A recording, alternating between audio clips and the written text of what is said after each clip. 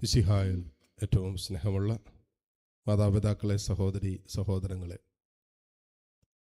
ഇന്നത്തെ രണ്ട് വായനകളും നമ്മളെ ക്ഷണിക്കുന്നത് ദൈവ വചനത്തോടും ദൈവഹിതത്തോടും നമ്മുടെ ഹൃദയത്തെ എങ്ങനെ രൂപാന്തരപ്പെടുത്തണം എന്ന സന്ദേശമാണ്. ആദ്യ വായനയിൽ കർത്താവിൻ്റെ ഹൃദയം നമുക്ക് കാണാൻ പറ്റും. എന്താണ് കർത്താവിൻ്റെ ഹൃദയം?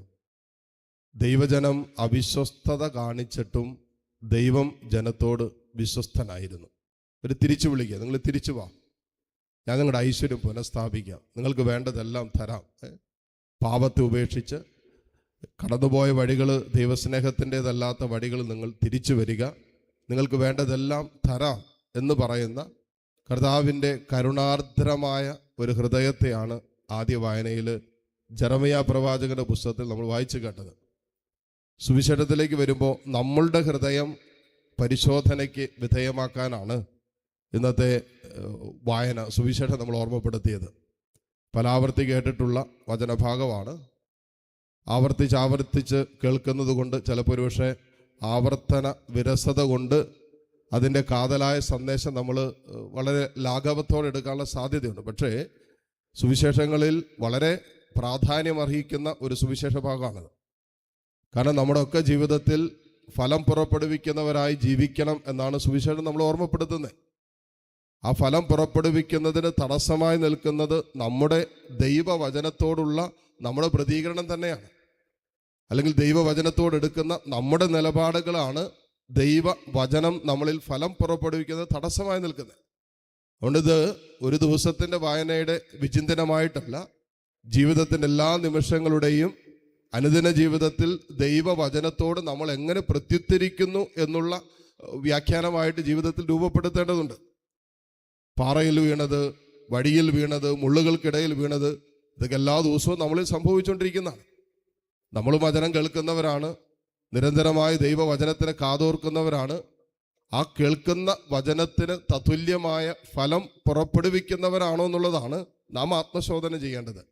കാരണം നമുക്ക് എല്ലാ ദിവസവും വചനം കേൾക്കാൻ സാഹചര്യമുണ്ട്. പ്രത്യേകിച്ച് ക്യാരിസ് ഭവനിൽ വിശുദ്ധ കുർബാനയ്ക്ക് വരുന്നവർക്ക് 5 മിനിറ്റെങ്കിലും എല്ലാ ദിവസവും വചനം കിട്ടുന്നുണ്ട്.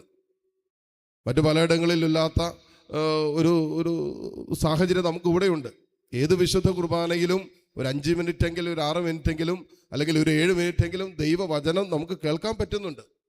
അപ്പോൾ വചനം കേൾക്കുക മാത്രമല്ല, അതിനനുസരിച്ച് ഫലം പുറപ്പെടുവിക്കുന്നവരാണ് നമ്മൾ എന്നുള്ളതാണ് ഇന്നത്തെ സുവിശേഷം. ആകേണ്ടവരാണ് എന്നുള്ളതാണ് സുവിശേഷം നമ്മൾ ഓർമ്മപ്പെടുത്തുന്നത്. അപ്പോൾ ആ ഫലം പുറപ്പെടുവിക്കാൻ പറ്റാതെ നിൽക്കുന്ന വിഷയങ്ങളെ ഐഡൻറ്റിഫൈ ചെയ്യുകയും ആ മേഖലകളെ നമ്മൾ വിശുദ്ധീകരിച്ചെടുക്കുകയും ചെയ്യുന്നിടത്താണ് കൂടുതൽ ഫലം പുറപ്പെടുവിക്കുന്നവരായിട്ട് മാറുന്നത്. സുവിശേഷം നമ്മൾ കേട്ടു, ധനത്തിൻ്റെ വ്യഗ്രത കൊണ്ടും മുള്ളുകൾക്കിടയിൽ വീണ്. മുള്ളുകൾക്കിടയിലാണ് നമ്മുടെ വിത്ത് കിടക്കുന്നെങ്കിൽ നമ്മൾ ആ മുള്ളുകളെ, ആ കളകളെ പറിച്ചു മാറ്റേണ്ടതുണ്ട്. അപ്പോൾ കളകളെ പറിച്ചു മാറ്റാൻ നമ്മളെ ഇപ്പോൾ അസ്വസ്ഥപ്പെടുത്തുന്ന, നമ്മുടെ മനസ്സിനെ പീഡിപ്പിച്ചുകൊണ്ടിരിക്കുന്ന ദൈവവചനം നമ്മളിൽ ഫലം പുറപ്പെടുവിക്കാൻ പറ്റാത്ത രീതിയിൽ നമ്മളെ ഞെരുക്കിക്കൊണ്ടിരിക്കുന്ന വൈകാരികതകൾ, അസ്വസ്ഥതകൾ, ഇതിനൊക്കെ പിഴുതെറിയേണ്ടതുണ്ട്. പാറപ്പുറത്ത് ചില ഹൃദയങ്ങളൊക്കെ എത്ര വചനം കേട്ടാലും പാറ പോലെ ഇരിക്കും. ക്ഷമിക്കാൻ പറ്റാത്ത രീതിയിലൊക്കെ ഹൃദയം കഠിനമാക്കി വെച്ചിരിക്കുന്നവരുണ്ട്. അപ്പോൾ ഹൃദയത്തെ പാറ പോലെ ഇരിക്കുന്ന ഹൃദയങ്ങളെ നാം മാംസളമായ ഹൃദയമാക്കി കർത്താവിൻ്റെ വചനത്തോടുള്ള ബന്ധത്തിൽ രൂപാന്തരപ്പെടുത്തേണ്ടതുണ്ട്. അതിനാണ് കുമ്പസാരവും കൂദാശകളും കർത്താവ് നമുക്ക് തന്നിരിക്കുന്നത്. വഴിയരികിൽ വീണ വിത്തൊക്കെ ഒട്ടും ഫലം പുറപ്പെടുവിക്കാതെ പറകിക്കൊണ്ടുപോയി എന്നാണ് പറയുന്നത്. അതുകൊണ്ട് നമുക്ക് ഒരു ശ്രദ്ധ പോലും ഇല്ല, നമുക്ക് വചനത്തോട് ശ്രദ്ധ പോലും. നമ്മൾ കേൾക്കുന്നുണ്ട്, പക്ഷെ അത് അല്പം പോലും നമ്മളെ സ്വാധീനിക്കാത്ത രീതിയിൽ കേട്ടുപോവുക, ചുമ്മാ ഇങ്ങനെ കേട്ടുപോവുക. നമ്മൾ ഈ പത്രമൊക്കെ വായിക്കുമ്പോൾ ചുമ്മാ പത്രം വായിക്കുന്ന പോലെയല്ല നമ്മൾ വചനം വായിക്കുന്നത്. ഒത്തിരി വ്യത്യാസമുണ്ട്.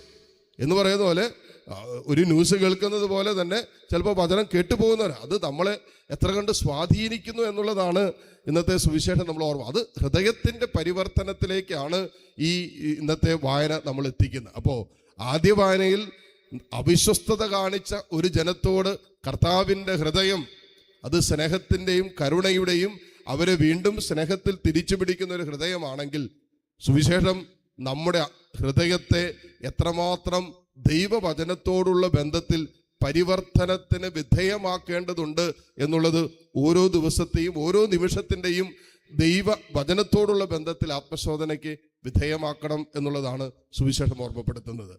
അങ്ങനെ ദൈവവചനത്തിൻ്റെ വെളിച്ചത്തിൽ നാം ചിന്തിക്കുകയും തീരുമാനങ്ങൾ എടുക്കുകയും ജീവിതത്തെ ക്രമപ്പെടുത്തുകയും ചെയ്യുമ്പോൾ നിശ്ചയമായി നമ്മൾ ഫലം പുറപ്പെടുവിക്കാൻ തുടങ്ങും.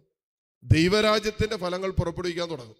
നമ്മളിൽ സ്നേഹം രൂപപ്പെടാൻ തുടങ്ങും, നമ്മളിൽ സമാധാനം നിറയാൻ തുടങ്ങും, നമ്മളിൽ സന്തോഷം നിറയാൻ തുടങ്ങും, നമ്മൾ സഹോദര സ്നേഹത്തിൽ വളരാൻ തുടങ്ങും, ക്ഷമിക്കാൻ തുടങ്ങും, വിശുദ്ധ ജീവിതത്തിൻ്റെ ആ ഒരു ദാഹം നമ്മളിൽ ആരംഭിക്കാൻ തുടങ്ങും.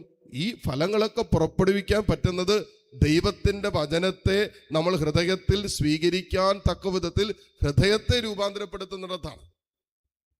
കാതുകളെ മാത്രമല്ല, മനസ്സിനെ മാത്രമല്ല, ഹൃദയത്തിൽ ആ വചനം ആലേഖനം ചെയ്യപ്പെടുകയും ആ വചനത്തോട് ഹൃദയം കൊണ്ട് എങ്ങനെ പ്രത്യുത്തരിക്കുന്നു എന്നതിനനുസരിച്ചാണ് നമ്മുടെ അനുദിന ജീവിതത്തിൽ അതിൽ ഫലം പുറപ്പെടുവിക്കുന്നത്. ആ ഫലങ്ങളാണ് സ്നേഹത്തിൻ്റെയും സമാധാനത്തിൻ്റെയും, മറ്റൊരു വാക്യം പറഞ്ഞാൽ പരിശുദ്ധാത്മാവിൻ്റെ ഫലങ്ങൾ പുറപ്പെടുവിക്കുന്നവരായിട്ട് നാം മാറും. ഈ സുവിശേഷത്തിൻ്റെ വെളിച്ചത്തിൽ ഇന്നേ ദിവസം ഓരോ നിമിഷവും പരിശുദ്ധാത്മാവിൻ്റെ ഫലങ്ങൾ പുറപ്പെടുവിക്കുന്നവരാക്കി നമ്മളെയും രൂപാന്തരപ്പെടുത്തണമേ എന്ന് ഈ ബലിയിലൂടെ പ്രാർത്ഥിക്കുകയും യാചിക്കുകയും ചെയ്യാം. ആമേൻ.